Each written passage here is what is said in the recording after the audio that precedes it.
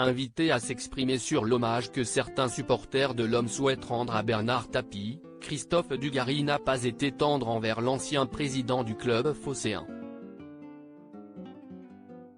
Si est-il le projet d'un fils pour son père et visiblement, ça ne plaît pas à tout le monde.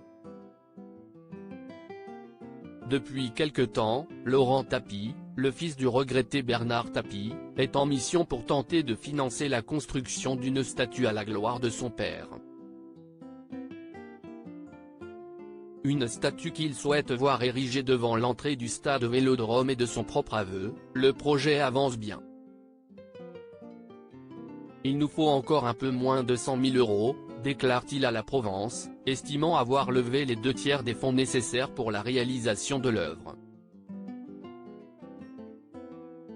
Personnage clivant s'il en est, Bernard Tapie est adulé par une majorité des supporters marseillais, tant il a transformé le club à son arrivée. Sous son règne, l'Olympique de Marseille a remporté la Ligue des Champions, la seule pour un club français, mais malheureusement, il y a également la face sombre. Épinglé pour avoir soudoyé des joueurs adversaires, le club phocéen va être relégué en 2e division française. Un pan de l'histoire qui fait dire à Christophe Dugarry que ce projet de statue n'est pas légitime selon lui. Il y a des gens qui ont souffert de cette situation, note de la rédaction, il y a eu des drames avec ça.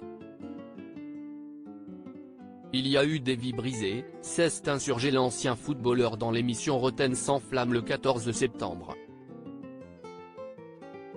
Très remonté face à un Jérôme Roten beaucoup plus enclin à voir le projet arriver à son terme, Christophe Dugarry ne démord pas. Donc on oublie tout ? Il y a eu un titre, on oublie tout, a-t-il été interrogé.